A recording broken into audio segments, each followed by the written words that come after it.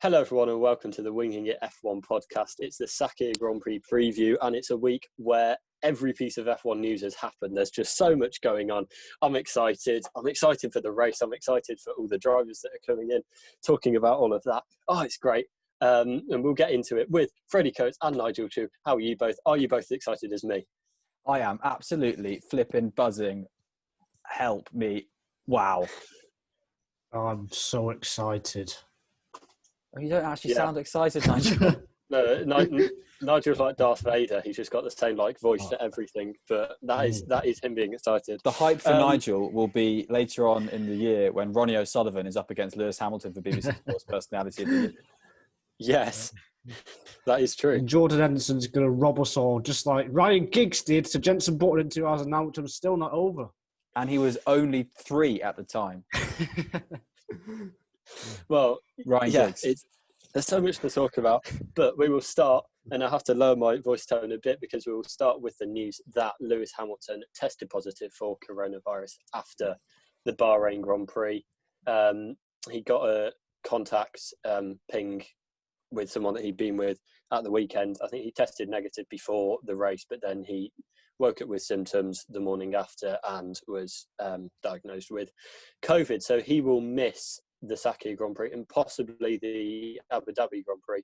I think everything, in terms of the return to racing protocols, I think all of them will have to go flawlessly for him to come back.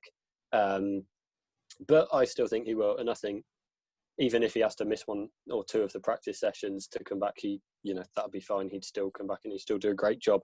So firstly, we do wish him all the best. We hope he comes back as soon as possible. Realistically, for his return, 10 days from where the test was taken on Monday is the Wednesday, and he can fly on Thursday to Abu Dhabi. Thinking about it. So it really depends on how he goes, basically. I don't think he'll be there. Yeah. You don't? I don't think it's going to happen. Yeah. That's fair enough. I think, to be honest, I think he could even come in on the Saturday and do, probably get pole and win, to be honest. I wouldn't be that surprised. It's going to be so strange. He's been an ever-present at the front of the grid for 12, 13 years straight, basically. It's just going to feel so weird him not being at the weekend at all. Yeah. Obviously, normally he's the biggest story, or, over the season he's the biggest story. And, yeah, it's going to be very, very weird viewing experience. I'm sure kind of by the time it gets to race day, we'll have kind of, got used to it a bit more, but just kind of imagining how it's going to be. Yeah, it's going to be a weird one. It was the same when Alonso didn't line up on the grids a year ago, and someone who's or Button, for instance, a couple of years before. These guys who have been on the grid for as much as we can remember Formula One, basically, and then they're not there. It's weird them not being there. You kind of think, well, how can the show go on? But it does. And new people step into the fold. And that's what has happened this weekend, is why we all came with this podcast excited as hell. Yeah, I think for me it's weirder than Alonso because Hamilton's been at a front running team. He's won races every single season. He's got pole positions every single season. He has been one of the best drivers for every single season, every single race.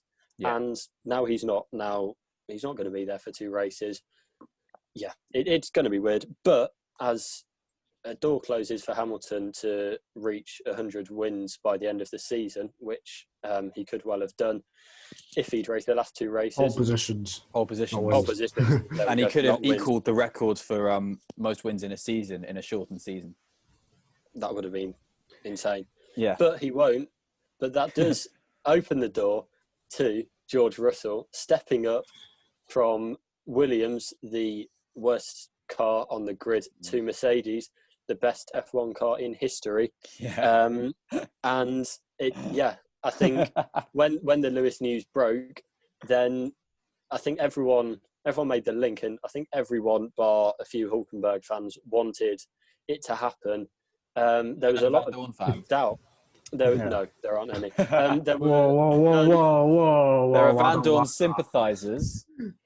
Yes. Everyone's a Van Dorn sympathiser. It didn't look like, or it looked doubtful as to whether Russell would be able to race for Mercedes, because not many people expected Williams to release him. I didn't know whether there'd be something in his contract about it, but I've not heard anything. And but Williams have, released him to Mercedes to drive this weekend. So firstly, do you both agree with it? Do you think it's the right decision? Who would you have gone for? I do agree with it because it's the right thing for Mercedes. You have to get the best driver you can, quite frankly, if you're a top team. And I think George Russell, out of the realistic options, was that driver. Stoffel Vandoorne out of the car, or out of an F1 car for a couple of years now.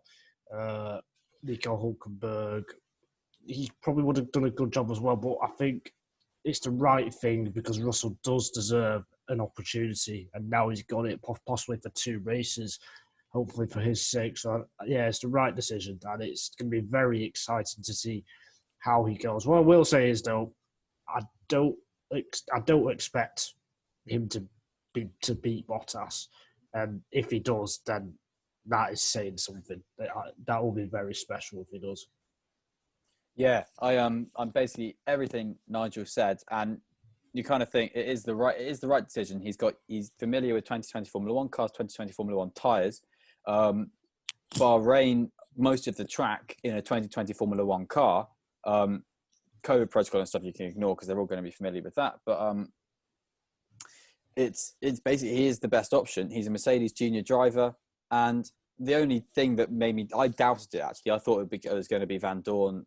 I would have said 75-25 Vandoorne this time yesterday on Tuesday because Williams have played hardball in the past. In 2015 they were no-go for Bottas to go to Ferrari when Ferrari came up. This year they were absolute no chance. Russell, you're not going to Mercedes next year. We're keeping you. So I kind of thought. So Williams have a history of being hard on their contract and wanting the best for them. There's nothing to do with Mercedes what Williams wants. So I thought Williams is going to block it, but they didn't. They've come to a deal. Obviously, there's new management since any of those decisions were made. And these guys, with their first basically big interaction with Mercedes, I think want to keep them sweet because Mercedes is the best power unit on the grid. It's going to continue to do so, especially if an engine freeze comes in, which is a massive part of conversation at the start of last weekend. So if that's coming in, Williams are going to want to stay with Mercedes. So they're keeping Mercedes pretty, I think, Williams with this. It's a kick in the teeth of Stoffel Vandoorne, who's gone to the majority of the races this year for when this does happen. And if you're a reserve driver, this is the year for you, theoretically. What's the point in having a reserve driver? Well, the reserve is for the reserve, isn't it? Well, this is... What I think the quote I heard was reserve is in an emergency situation. And I think if this Hamilton was on the Saturday, come down on Friday, the Friday or the Saturday, if Hamilton had come down, then I think they would have gone for Vandoorne. But Nico Hulkenberg's not the reserve driver for Racing Point, and he was called up very late. But he's driven with Racing Point and as a team. Well, but he's not a reserve driver. But he is now. Well, Racing Point don't have a reserve driver. At the time. Wasn't at the time. That was stupid from Racing Point. That's a different thing. Racing Point was stupid enough to not have a reserve driver and for them to be the most affected COVID team of the year. That's Racing Point's fault. McLaren went to the stage of when Vandoorne was in Berlin of contracting Paul di Resta for one race. So other teams have made efforts with it. And it's just Racing Point were a bit slack, to be honest. Yeah, so Racing Point didn't have a reserve driver for the British, it was the British Grand Prix. Then Vandoorne was away. So the deal they had with Mercedes was that they could use Mercedes reserve drivers as their own if the need arose. But Vandoorne wasn't available, and Gutierrez inexplicably didn't have a super license anymore. And then when it came to the German Grand Prix, or the Eiffel Grand Prix, they clearly knew that Hulkenberg was a class act and was able to come in the car and do a job for them. So I think that's the reasoning there. And I think if I was Mercedes and they were still in a title fight, then if they were still in a title fight, I think I would have gone for Hulkenberg just because I'd have more faith in him just being able to come in and do a solid job. I think Russell is a class act, and I think he will go well this weekend. But for me, I think that's what I would have done personally. Really? Yeah. Really? If there's something on the line for it, yeah. But I think, given the situation, I think it's a dream scenario for Mercedes, notwithstanding the fact that their star driver has COVID. Out of Russell and Hulkenberg, you think Hulkenberg would have done a better job? I think there's a way of saying Hulkenberg would have been more measured in his performance. Yeah, I think that's what I'm kind of saying. Russell would be in the position of, I need to impress. This is my chance, my only chance. Hulkenberg, I think, has come to the point in his mind where he's missed his chance. Russell's not going to do anything silly.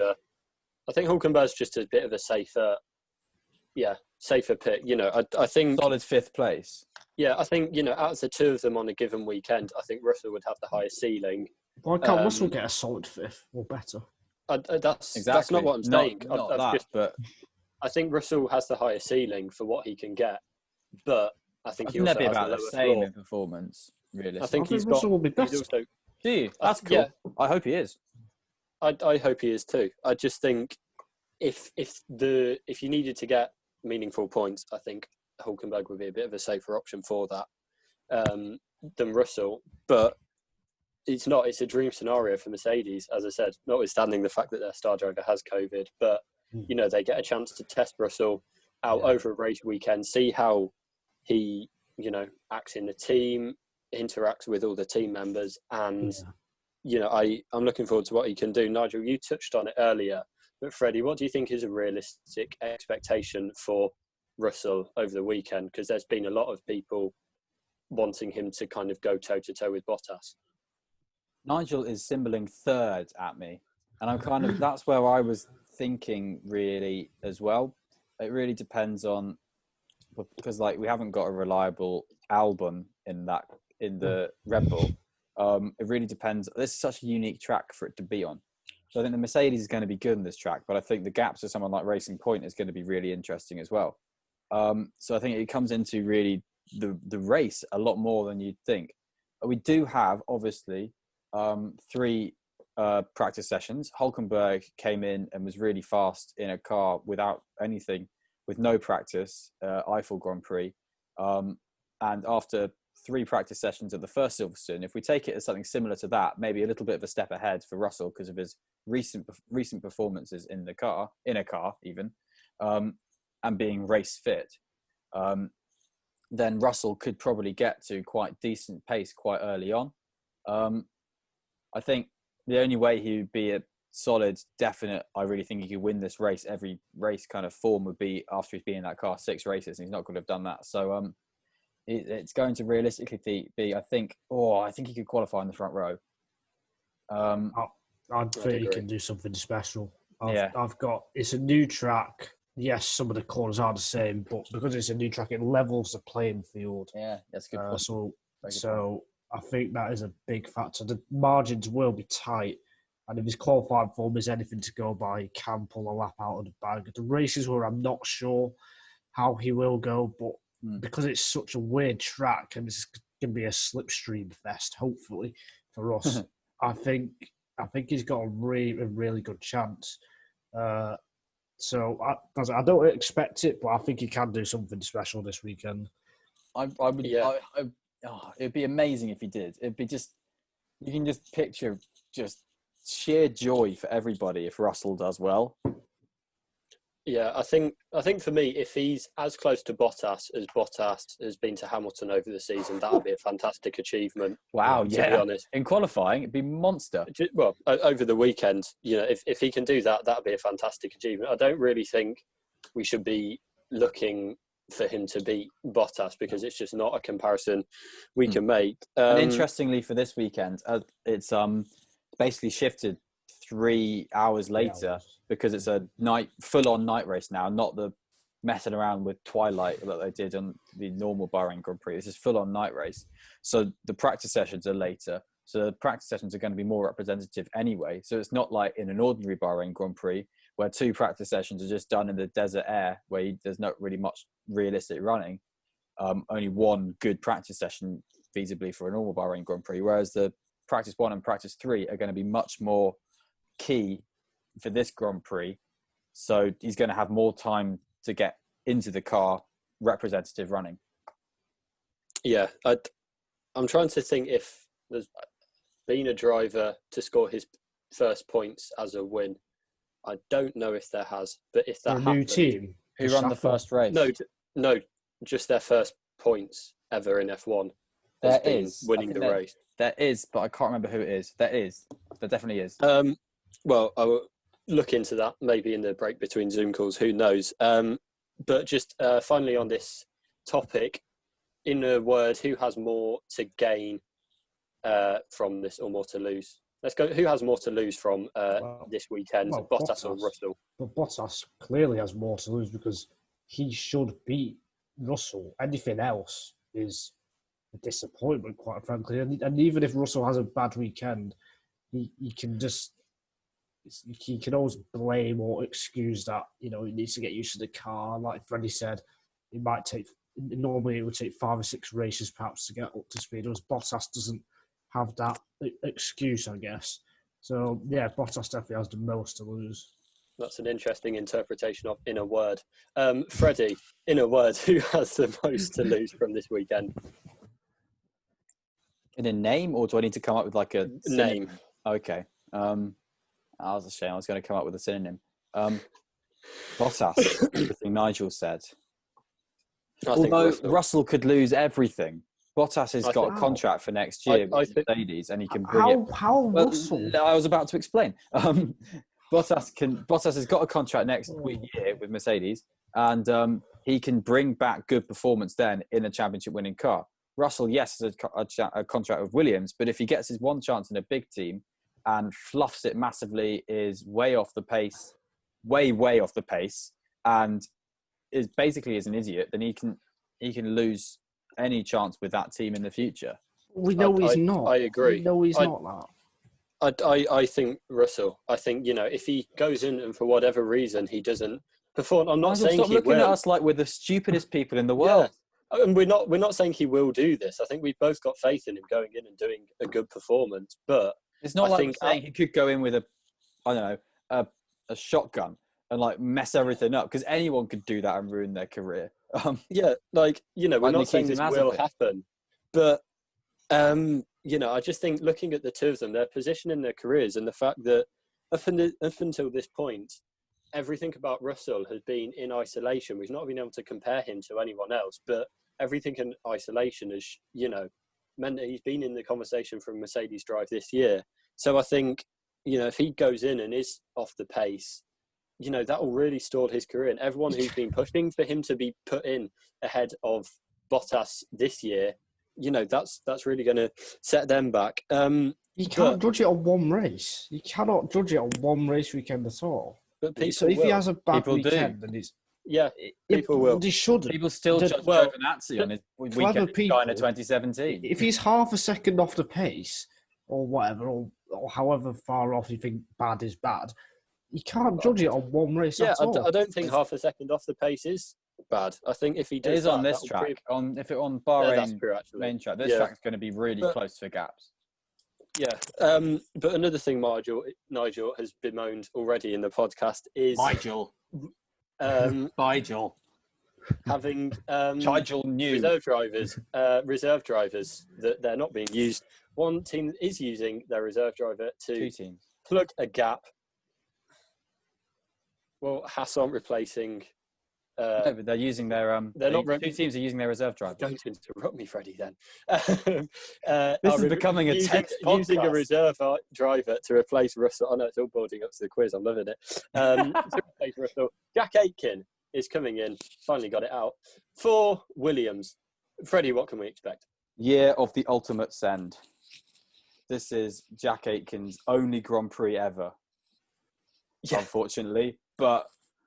I don't know. I'm happy for him because he's a nice guy. He's a lovely chap. And I really hope he goes well, because he had one practice session this year at Styrian Grand Prix, I want to say. And it was all right. It was good. One practice session. He was 17th. He was three tenths and a bit behind Grosjean, who was ahead of Kubica, and then Latifi didn't get any proper running in. So he was just ahead of Kubica. Ahead of Kubica, I guess is all right because Kubica's it's pretty good. Kubica's been on par with the pace. Kubica's been on par with the pace of those Alfa Romeo drivers all year. So that's not bad, I think, actually, really. And I wouldn't be surprised if he does a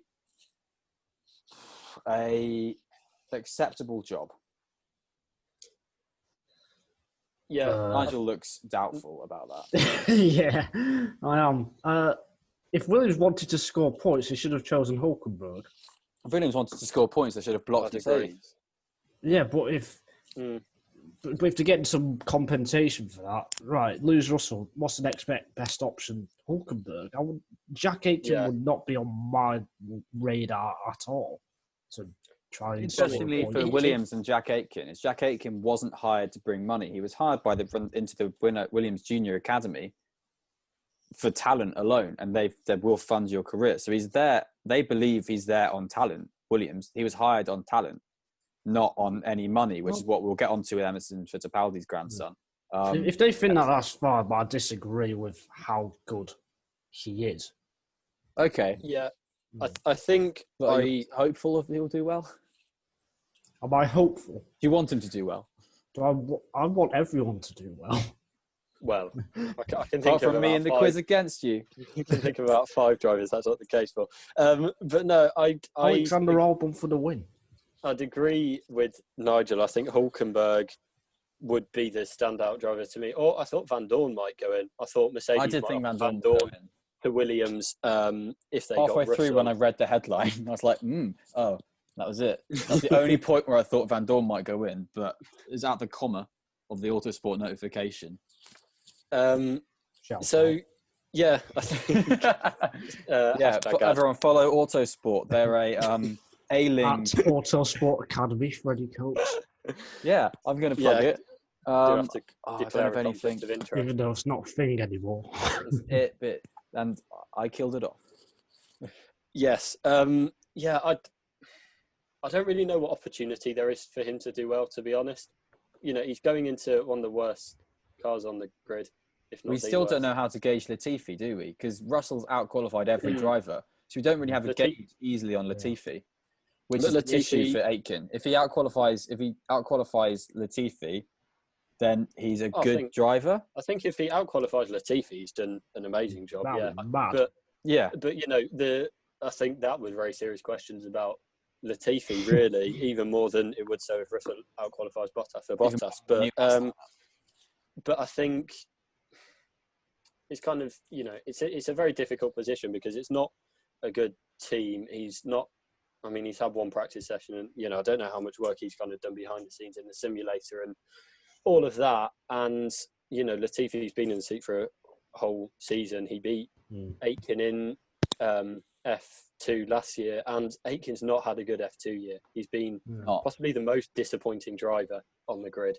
I don't know how much we can put that down to Campos being quite a bad team these past few years in F2. I think they had a really, like Dorian Boccolacci, had a decent teammate in Campos last year. This year, he's not so much. Guillaume Samaya's not amazing, but he had Boccolacci and I think Boschung for a bit last year.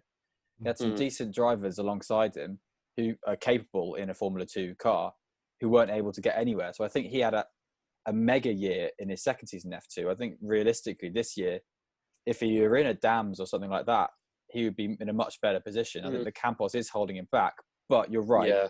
He hasn't gone to the heights that he could have done in that car.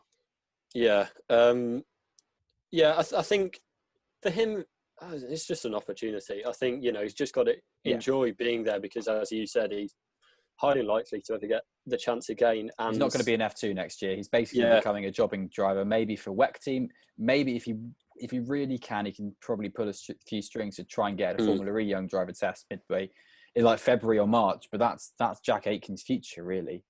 And, there's no pressure on him at all because, and he could score a point. If there's a crazy race, he can score points. It'll be interesting to watch him go. And the other driver coming in is Pietro Fittipaldi. who I don't know whether Freddie just couldn't remember his first name earlier or just wanted to plug the fact that he's Emerson Fittipaldi's grandson. I nearly called him Emerson. You're right. But or Enzo, yeah, whatever, or Christian Fittipaldi, or Max Papis. He's not raced since February in F3 Asia. It's an even more difficult task for him, and coming in against Kevin Magnussen, who we know is a quality driver. But firstly, who has got the better chance at points, Pietro or Jack? Jack.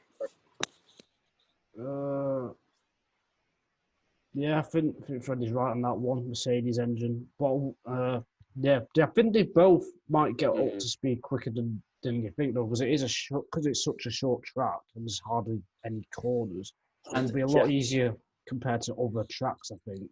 Williams was 12th and 14th in the race just gone.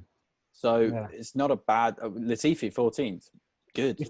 If there's a track on the calendar which you want to step into as a brand new driver, I'd say it's this one. Yeah, I'd agree with that. Because of the lack of corners. Even if everyone knows Silverstone or Spain or whatever, I'd say it's this because of the level playing field and the lack of corners. Yeah, I'd agree. And it's another Brazilian relation of a Brazilian champion who's in F1, and we haven't had enough of those.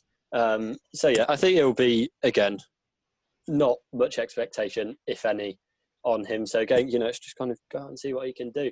He's not, though, been announced as the official driver for 2021 at Haas, because that has gone to Nikita Mazepin and Mick Schumacher, to some excitement and some derision.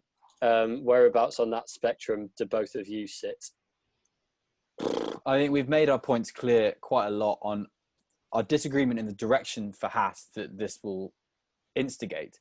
In that the direction for Haas clearly is, we're running out of money, we need money, we're running out of money, help us, we need money. And we're a bit, Nigel and I have both said we think they need a safe pair of hands, and 2 rookies is not a safe pair of hands. We think Perez should have definitely been picked up by Haas in September, basically. And I think Mazepin has done a good job in F2 this year. Schumacher has as well. They're not the fastest drivers in the series, but they're good racers.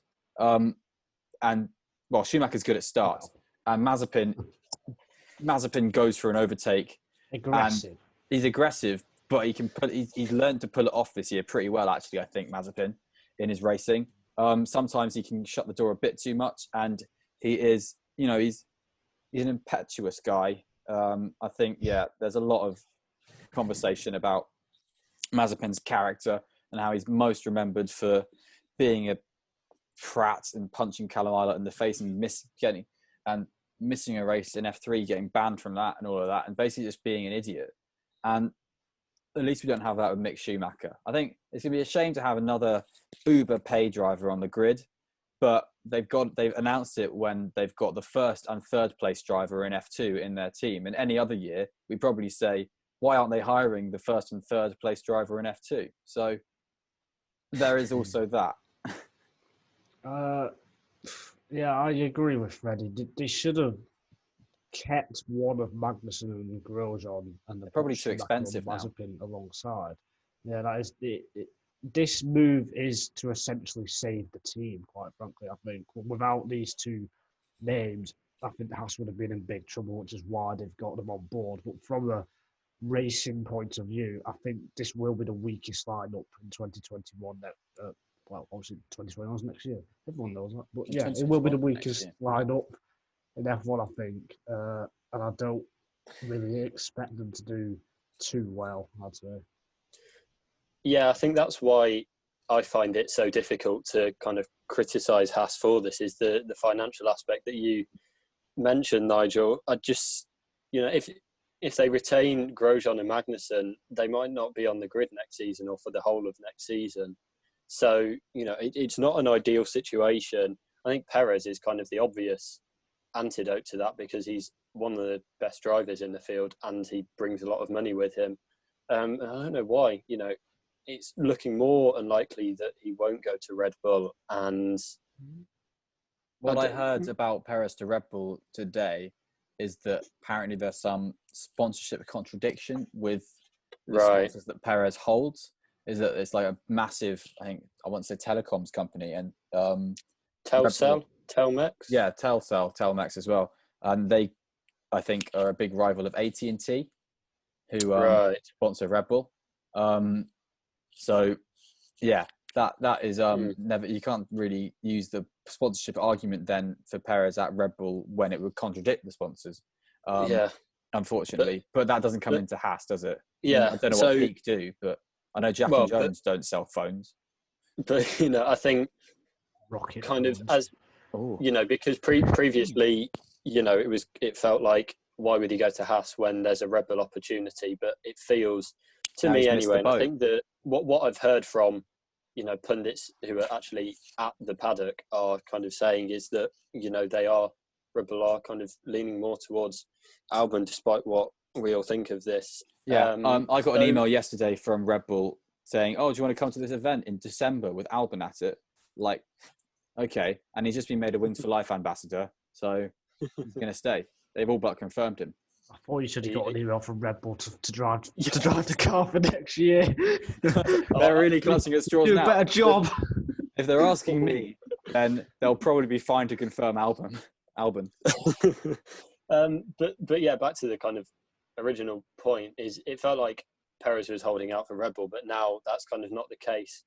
I just don't know why they wouldn't go Perez. But outside of that, I think for keeping the team on the grid, this is unfortunately kind of the only thing that they can do. They're stuck in quite a bad situation. Yeah. And, it was quite interesting to hear the F1 YouTube channel's reaction to this, because Lawrence Barretto was, kind of being quite positive. And I think Will Buxton, it was the most negative I've heard him be about in a kind of F1 driver announcement news. Since he left NBC. Yeah, kind of once he's been actually involved in F1, the kind of ambassador, I guess, for F1, he was very negative about it. That's interesting. I think they're just in a really difficult situation, and I think we'd all like to see say Hülkenberg and Perez get the seat, or something along those lines, or Ilott come in, or we'd like to see something like that, but I don't see why having Ilott in there would be any better than what they've got with these drivers, to be fair. I think they can offer a similar amount to Ilott. I think it's just that they can only offer what they can. I think there is hope that it's a short-term issue, though, because Haas have fallen off the boil as a team in the spending craze of this year. Next year, there's budget caps, and the budget caps get lower and lower as it goes. So it's a short-term problem, hopefully, for Haas. It's a multi-year deal for both drivers, though, so it looks like they're going to stay for at least 2 years, at least. But in the future, after those 2 years, there is potential that they won't have to be. I mean, who knows? There might be revelations, but and they probably could grow into pretty decent drivers. I wouldn't be surprised if they do, in a way that Perez and Hülkenberg have as well. So, and the other thing for me is it's not, Haas aren't kind of giving away, I don't know, Ricciardo and Leclerc, or, Perez and Russell as a driver combination. It's not, yes, Grosjean and Magnussen are solid drivers, but I don't think, they've not wowed this longest season. Partnership in Formula One history. But they've not wowed this season. It's not, I feel like there's not too much to gain kind of on track. They've been a really weird driver partnership over the past few years. Like, I've always kind of thought Grosjean is a fast driver, bit inconsistent, but I thought he would always have Magnussen in his back pocket. And I think it's in 2017, but then Magnussen came in and bashed him ever since. So I'm really confused by it. I think no, it's fine. But yeah, I was just going to finish that by saying I don't think kind of what they bring in their performance on track would outweigh what a big bucks move with Mazepin and Schumacher to an extent will bring in terms of the development potential. And it's, as you said, there's a budget cap coming in, and I've heard Gunter Steiner saying, once a budget cap comes in, there's going to be engineers who are cut loose, or kind of looking for new positions to further their careers because they're not able to within the team they are in. So it's going to be a buyer's market. And so, open source parts. Yeah, so I think for Haas, there is optimism, but I think they'll have a difficult next season because it's so difficult to develop with 2 rookies, and there's no kind of reference point in the field. So yeah, it's not an ideal situation, but to be honest, I think it's the best they could have done. Yeah, and it's the race this weekend as well. Let's not forget that. We have talked about it already, but we'll get on to the race itself. I think it's the most excited I've been for any of the new tracks this year. It's just, I don't know whether it's kind of because of everything else, but even last week I was still very excited for it. It's just going to be crazy. It's the most confident I am of a race from one of the new tracks. Yeah. Maybe Nürburgring aside, I thought Nürburgring would be pretty good as well. But going into Mugello and Imola, I was like, that'd be a cool track to be on. It'd be cool qualifying. But with that voice. But with this one, I was actually kind of like, last week I was like, what's the point of this middle section? I don't like it. Let's just cut the corner. And I was just looking at the whole track. And when I've done it on the game, I've been like, this is boring. I want to go left here and just go straight. Because I'm really excited for this different track. And it might be awful. But I'm really excited for it just because it's different. We all hate change, but we love change. It is something different, and it's going to be a unique challenge just because of the shortness of it. But I'd prepare yourselves for qualifying because it will be mad with the traffic. The like high Formula speeds. 3 qualifying. I mean, people thought Monza would be bad. This will be twice as bad. Oh yes, I fear an accident. I really do. I hope I hope it's all safe and that, and the drivers are sensible. And after the race and the race podcast, we might end up talking about solutions to stop drivers going so slow. But I think it's going to be a big problem this weekend, and fingers crossed, everyone gets qualifying done okay, because I think it could be a big problem. You are going to have teams messing around with giving each other the slipstream. I think it's going to be a qualifying session, which is going to be weird for a dry qualifying session, where there's cars on track all the time. Yeah. I think it'll be interesting to see how Mercedes play it, because at Monza they just kind of went out and did their own thing. They didn't get bogged down at all with playing around, getting the slipstream off of the cars or whatever. They just went out, got clearer, and did their own thing. Obviously, it's not the same situation this time, so I'll be interested to follow that. And we could see quite a few upsets. Although I don't know what is an upset now, because kind of after Mercedes and Verstappen, and normally that's with Hamilton in. So after Bottas, Hamilton, and Verstappen, it's not felt like there's any more safe bets to get through to Q3. Which is pretty good. I mean, I don't think Verstappen's a safe bet, if I'm honest. Actually, I do. Verstappen, actually. I don't think Albon's a safe bet at all. I know he qualified fourth. Never is. But I genuinely think the Red Bull is going to be struggling this week. I mean, you just got to do the maths, because it's expected to be a 52, 53 second lap. So let's go 50 seconds. 20 cars on the track. If everyone's 7-lap race. Yeah, if everyone's 2 to 3 seconds apart, it just doesn't work. And everyone's going at different speeds as well. So we'll be on hot laps, we'll be on slowdown laps. And especially if you need to do 2 hot laps or whatever to get the tyres into the window, I think it's just going to be crazy. And they're going to need to go very slow to get the tyres into the window, because the majority of it being straight means that the tyres are going to be freezing. They're not going to be able to get any energy into those tyres. Yes, it's a hot, abrasive track surface, but it's at night, it's going to be colder. It's 25 odd degrees around qualifying time, 24. Track temperature, not got any sun on it, so similar to the air temperature. So it's going to be hard to get heat into the tyres on a cool down lap or out lap even. So you're right, Nigel. I hadn't thought about that, but I'm a touch more apprehensive than I was. Freddie Coates, our weather correspondent in Manama. Who do you think will benefit? Because we thought Renault were going to go very well at Monza, and they didn't. I think McLaren, the Renault power unit does look to be pretty good. So McLaren could be another one who are up there, I think, and they did well at Monza too. not I Monza. mean, the second recent race. form of these teams has been all over the place. Like, look at qualifying just gone. Norris was 9th behind both Renaults, but Sainz would have probably been in a similar position if he didn't have his brake problems. Both of them came through and flattened the Renaults in the race. So it's going to be entirely different qualifying pace to race pace, I think, for these guys. I think the Renault, looking back, probably worked well in the cold. McLaren seems to be doing very nicely in the heat. Racing Point, obviously, good, very good. Should extend their lead, I'd say, actually, Racing Point on McLaren. I think Renault will be behind both of them. I think Sergio Perez can win the race this weekend. Yeah, I think so. I think he's got a good chance. That'd be incredible. So, who do you want to win more, Russell or Perez? Russell. Perez. Thank you. Okay, let's go. Freddie, who do you want to win more? Pietro Fittipaldi. Because he's a capable guy. So, yeah. But if it's going to be Perez... Not because he's a capable guy. But out of the two of them, there was the question you gave to us originally. Who do you want to win? If it's going to be Perez's last two races, you've got to say Perez, because Russell's going to have lots of chances, you would think. That is true, actually. But I think because everyone's going to say Russell makes me want to say Perez.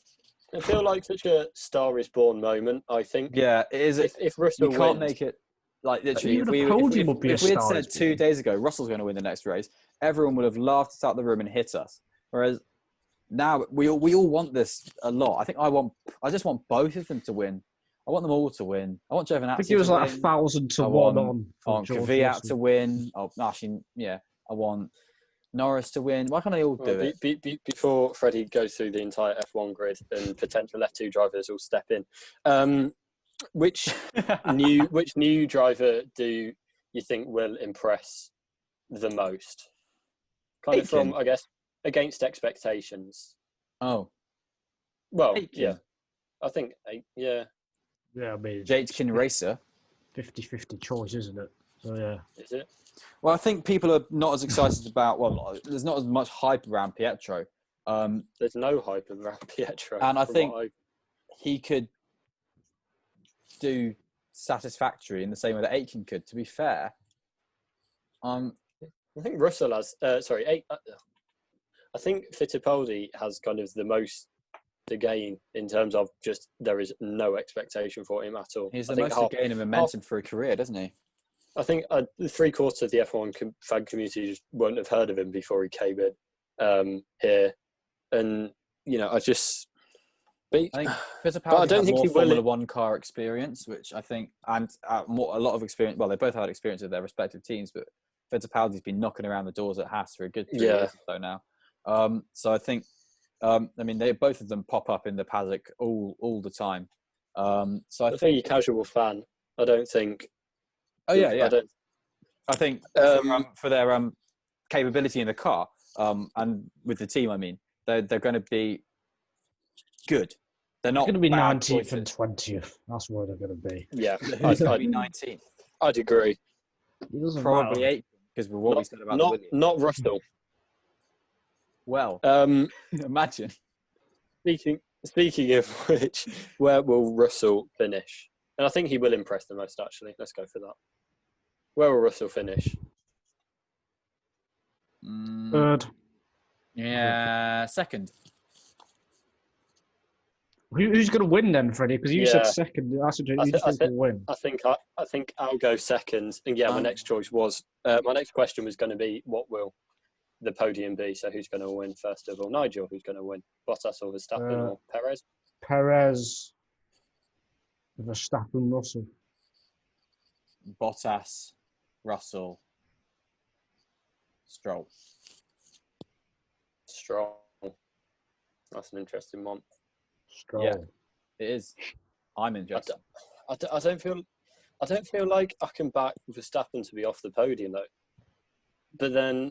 But can you front it? I think Verstappen's got to be on the podium. Does that mean a win? Because I think. What Perez do you think about Bottas? Well. I just have a feeling about Bottas not achieving. Do you think Bottas will get another puncture? His third in Bahrain? No, that's ridiculous. No, so Bottas Bottas wins. should walk it. Really. Yeah. Bottas wins. What am I thinking? Russell second, Stroll, guys. Verstappen third. Sainz fourth. That's a good shout. That's a very Perez good shout. fifth. Yeah. I think that's a big McLaren Racing Point tussle. I don't know why I said Stroll third, but I don't know why I didn't say Bottas for the win. We have shot ourselves in all of our toes and the rest of the ankles and all of the feet, all 30 of your toes. I haven't. I'm feeling great about. I'm feeling great about my predictions. So yeah, and will any of these drivers? Will all of these drivers? I mean, with Russell and Aitken, it's kind of linked. Do you think it will have returned to status quo at Abu Dhabi? I mean, I guess Grosjean's a bit of a different case. I think we might find Mick Schumacher will be in. Yeah, I was thinking that. That's interesting. I think we'll get Nikita Mazepin in it. Ooh. For Abu Dhabi. He was one of the two, yeah. Yeah. It'd be one of them two. I think one of those two. Are we all saying Fittipaldi out then? Yeah. Yeah. He's only there this weekend because they're doing their F2. Yeah. I mean, Grosjean might be back in. The reason they've been able to pull Aitken, I don't think he will. Looking at him sat in the paddock today with such bandaged hands, I think, bless him, I don't think he will quite be given the all clear. Right. And I think the only reason Aitken's been pulled out of F2 is because he's there as a Williams driver, whereas obviously Mazepin and Schumacher have only just been signed technically by Haas, so they can't. They're already contracted to Prema and High Tech. Yeah. Irrespectively. I think Hamilton will be back, and I think Russell will go back to Williams. Yeah. And I think Aitken will never be in a F1 paddock as a kind of racer again, unfortunately. But you did touch on him there that Grosjean is out of hospital, which is absolutely fantastic news. Fantastic news. Not what a lot of us expected, not what many people expected. Kind of, even when we saw him come out of the crash, there were rumours about broken bones, but he's not. He's suffered burns on his hands, but the fireproof suit did a fantastic job of protecting the rest of his body. So yeah, it's great to see him, and I do hope that we get to see him in Abu Dhabi. I genuinely do. Yeah. And I think if he is fit to race, then Haas should race him, and I hope they do. So yeah, and kind of linked to that is something that Ricciardo said after the crash. He criticised Formula One management for the amount of replays that they showed of the crash on live television. What are both your thoughts on that? I think, Ricciardo's point, it was a very emotive one. I think you can sympathise with it, but you can really understand the arguments made for showing the footage. Ricciardo, what he's saying is you can't show this on World Feed. There are big screens up, there's screens in all the garages. So the drivers out of the car seeing all of this, I mean, they choose not to work. They chose most of them not to watch it, but watching that and then getting back in the car is a hard thing to do. And that's why racing drivers are different breeds. That's why they're arrogant people who will put the love of their families on the line for getting in a car. And I understand that that's a really hard thing to do, and it's so much easier to have it in the back of your mind without seeing it. But you can't ignore that these things happen. And Formula One, I think it was Toto Wolff and Günther Steiner made these points. Formula One is able to control the narrative of the footage of the crash. If they only show what they showed in lap one, didn't show anything, everyone would skyrocket about what's happened. Yeah, if you know Grosjean's okay, that's fine. But if people don't have access to that information, then the rumour mill drives and drives and drives. Fake news media and culture is massive at the moment. It's only going to get more so. It's not a phrase we've heard much more because people just are kind of taking it as read that fake news exists. And it does. And that will develop and develop and develop. So Formula One needs to have a handle massively on what goes out, or what imagery is shown from this accident. And all of this will be reviewed before it's replayed. It has to be tasteful in their eyes.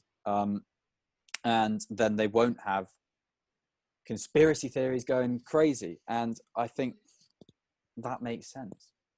They showed it a lot, but I think the argument is there's viewers joining and leaving the channel, especially you see it flings up on social media. There's been a big accident. Everyone will turn on the F1 channel wherever you are in the world, and then people will want to see what's happened. So if you only show it a few times at the beginning, and the people join in after that, they won't have seen what's happened. So that's why, from a broadcaster's point of view, they showed it lots of times because of the new audience that's joining and leaving all the time.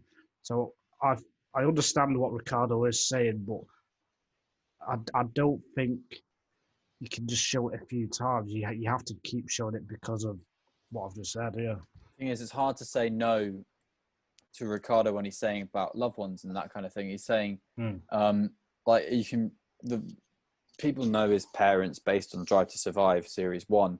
And the line that stood out to me from that is that his mum said, all I ever do is pray for a safe race. And they, living in fear based on their son's career, I didn't want that to rhyme. Unfortunately, it did. And it makes me come across as a callous idiot. But that's all right. Like, they're living, basically watching this. They're not there because of COVID. They can't be there to hold their children in a medical centre if need be. They're, particularly Ricardo, they're on the other side of the world for the majority of the Grand Prix. And you can really understand that side of it. And I think we're not in a position as racing drivers to see it from that perspective, or familial to racing drivers.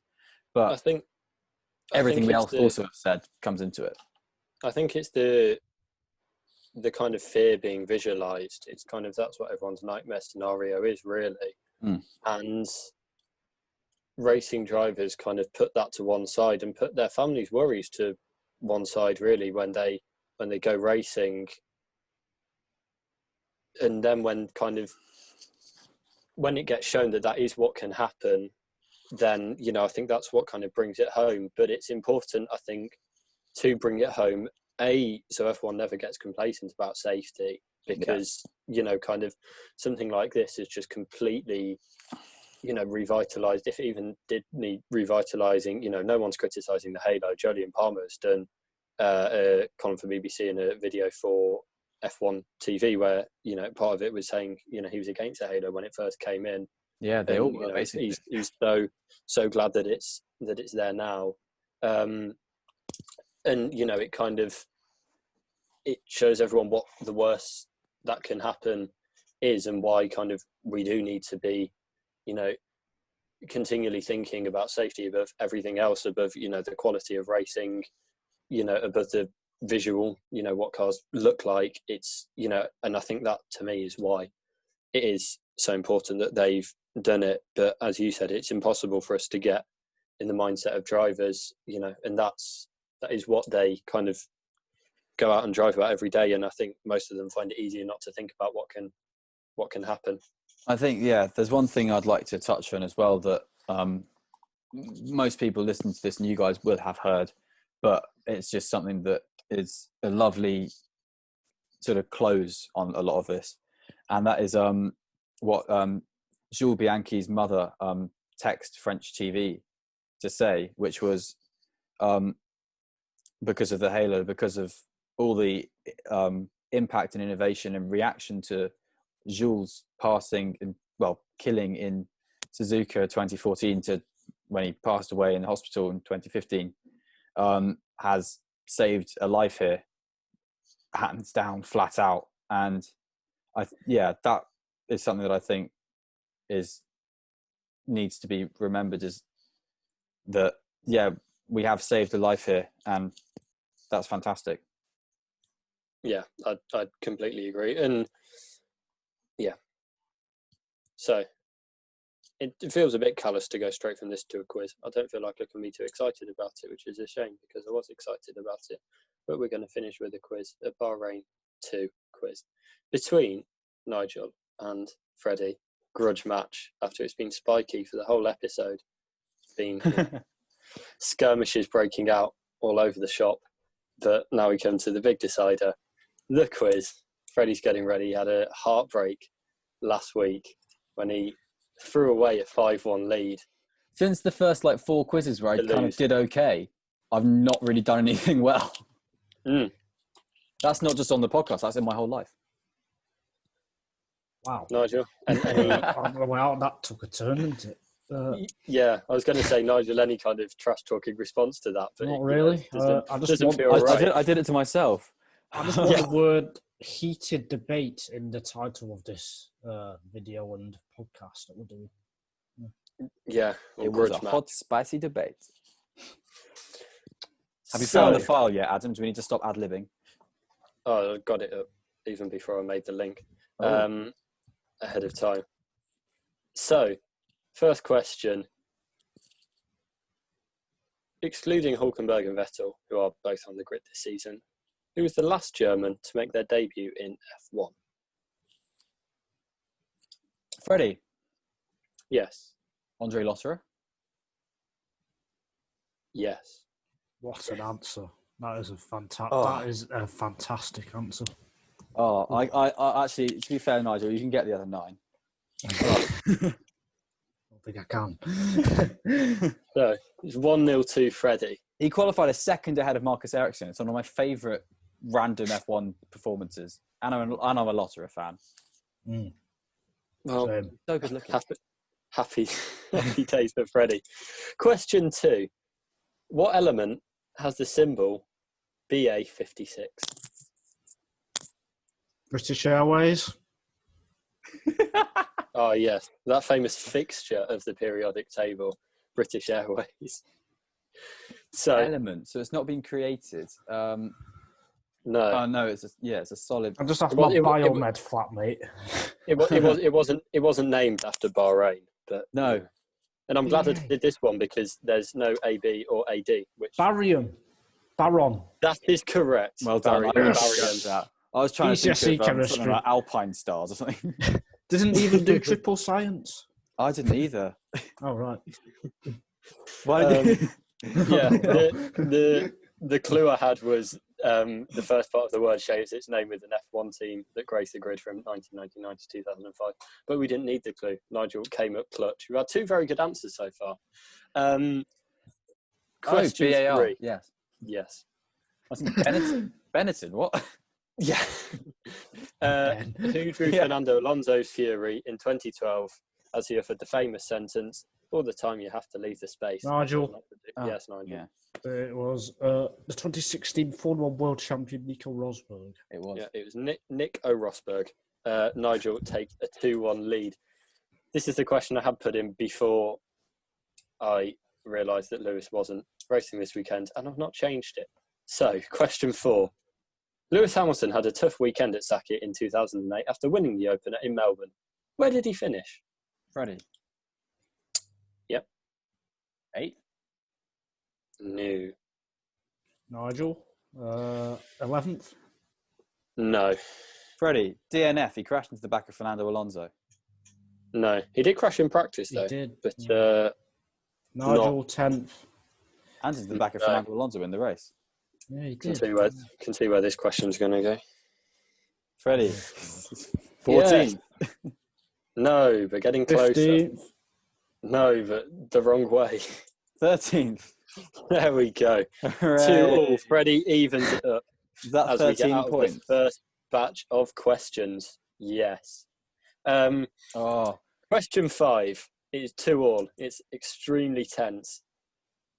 Who was the last Japanese driver to finish in the top 5 of F2/GP2? Nigel. Yes, Takuma Nigel. Sato.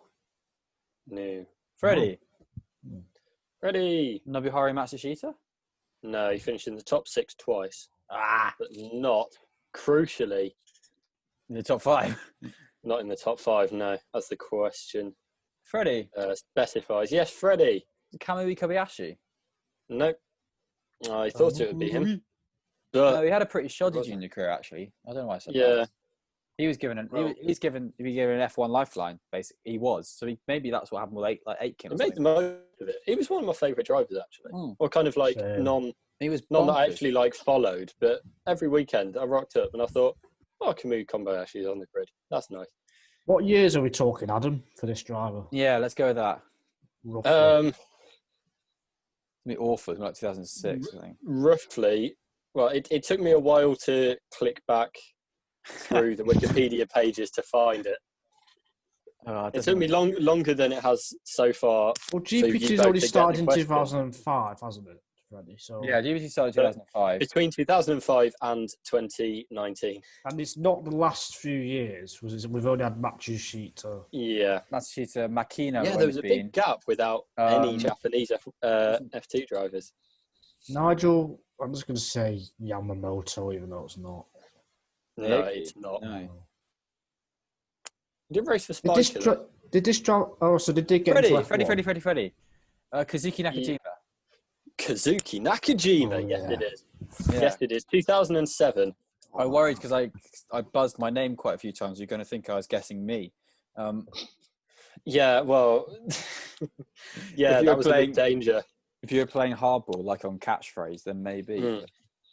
Yeah, it was Tim O'Glock won that season.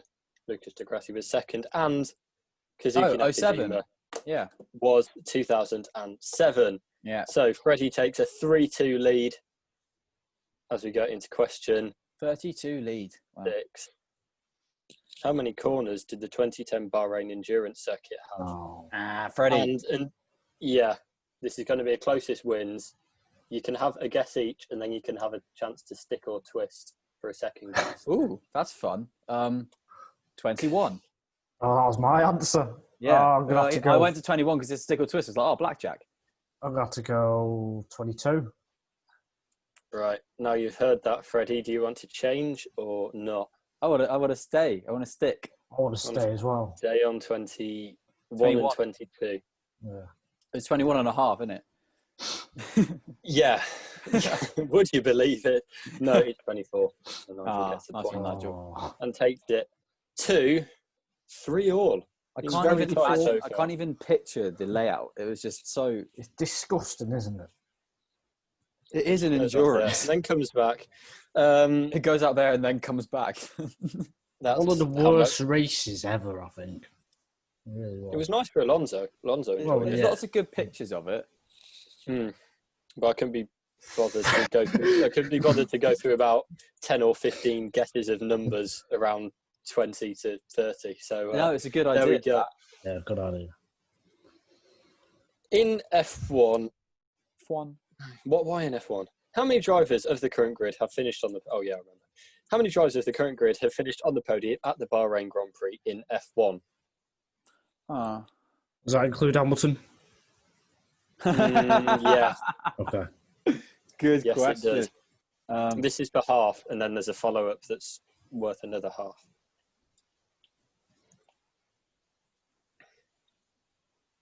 Nigel, 7. That is correct. Yeah. So the other half point, which you get first shot at, is can you name them? If you get 5 or more, Yes. then you get the other half point. No, it's Freddie. No, sorry, it's Nigel because Nigel got the point. Yeah. Nigel got the original half. Oh, I only have to name 5 as well. How brilliant is that? Because I don't know all 7. So it's Hamilton. Who was on the Hamilton podium last week? has been on the podium at Bahrain. Max Verstappen has been on the podium in Bahrain. Alexander Albon has been on the podium in Bahrain. Perez has been on the podium in Bahrain. Yeah. And so is Kimi Räikkönen. Yeah. I've realised an oversight. You've forgotten to add the 2 from this weekend. Forgotten to add the 2 from this weekend. Yeah, because when he said 7, I'd already counted 8. Yeah. Okay. You missed out Grosjean and Vettel. Yeah, I was about to say them, Freddie. Yeah, but you've missed them out. I got in. You still get the points. It's fine. I'm trying. Well, I've named 5, and you can only name 4. So yeah, I think I'm gonna cancel the points for that one because what? I messed up. Well, because you got it wrong. No, I got your question. Driver. Right. There's a yeah, no, but driver. my answer was I can't remember who you said. Who's the 9th driver? Okay, so we've said Hamilton, Bottas. No, I think you there's said Vettel, Grosjean. Have you said Räikkönen? Yeah, Räikkönen. Yeah. So Hamilton, Bottas, Verstappen, Albon, Perez. No, there's 9. Vettel, Grosjean, Räikkönen. They said Räikkönen. Because Albon and Verstappen, it was their first time on the podium. Ricardo hasn't. No, Red Bull never had a Ricardo has podium not. turbo either, do they? Maybe Yeah. I'll make this the point. Whoever can think of the ninth driver can get a point. Oh, that's great, isn't it? Well, you got the question wrong. It just so happened that I had as I well. got your question right. He got your No, you question didn't. right. You got my At the question time, it wrong. was right. No, because at the time I asked Your it was question's wrong. Your question's It's Your not. wrong. question's wrong, Adam. wrong. You can't. How many drivers of the current grid? That Well, can't we're be taking wrong. up too much storage space here. Quick. My answer Yeah, we was. are. My We're going to answer have to was cut wrong. all of this. Can either of you get it? In 5, 4, 3, Bottas. You said Bottas. 1. It was Charles Leclerc. Of Oh, yeah. course. I wouldn't have got Freddie's that. voice went very high pitched It went there. so high. I wouldn't have got that. Why would I So- have got that? Oh my goodness. Neither of you get the point for that because That's a joke. I messed up. Well, it's not. Because you got the question wrong. It just so happened that I got it wrong in the same way that you had. So it's a 3-all going on to question So why 8. didn't I get the point? Well, because you didn't make a guess. Which Star Wars film featured a different duel in the desert with the protagonist escaping the planet Jakku on board the Millennium Falcon? Freddie. Yes, Freddie. Rise of Skywalker. No. It did. Thingy guy returns, that one. The On Jedi Jakku. returns. Force Yeah. Awakens. Freddie, the Force Awakens. Yes, Freddie, Yeah. that is correct. Yeah. Didn't they go That's back to Jakku in Rise of Skywalker? And that was where Chewbacca got killed in a duel in True. the desert. No, that's a different planet. Of course, it's It's a different Schumacher then. Different deserty planet. But Okay. that does mean Freddie is taking the lead. Taking a 4-3 lead Oh, going I in. thought I already had a lead. According to fourbears.io, what is the most popular surname? Hamilton, Russell, or Norris? Freddie. Nigel. I heard Freddie first. Russell. Yes, that is correct.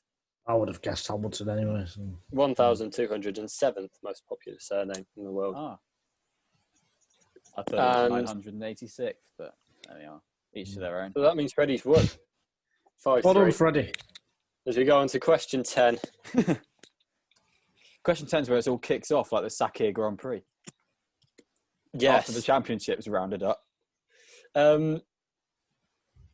Who, obviously Mazepin will be MAZ next year in his driver abbreviation. Who was the last driver to have Z in their driver abbreviation? And there are actually 2 from this season. There were 2 in the same season that had Z in. This So- season. No, from this season the- is for them. Yeah, from there were 2 that had Z in their name in the same Oh, season. Nigel. So either of them. I had Nigel first. Verts. No. Oh, yeah. What did I say? Yeah. Verts. I'm just... Yes, Freddie. Verts. No, Yeah. ignore me. I got it wrong. Oh, Nigel. Well, No, Yeah, I know so- it is in my mind, but I'm trying to quite get there. It's Minardi, isn't it? Zolta. Yeah. it's Zonta. Yeah. Yes, it is. And I it was said- also Say Verts. and I said Antonio Exalt in my mind. Antonio Pizzonia, Mm. who actually had it later than Zonta, but I knew neither of you were going to get it. And Yeah, That's Williams, too short. 2004, isn't it? so that means it's 5-4 in Freddie's favour Verts. at the end of the quiz. Lietzi, Hooray. I was going, oh, Lietzi. Oh. And that is it Ooh. for a bumper edition of the Winging It F1 podcast, where there's been a lot of news. There's been the most news we've had for quite a while, and I've greatly enjoyed it. And I'm looking ahead to a brilliant Sakhir Grand Prix. So I do hope you have enjoyed listening. If you do, then drop us a line on Twitter. We're at Winging It F1. I hope. I've not read that out in a while. But We are. give us a line, or, see you then. Bye-bye.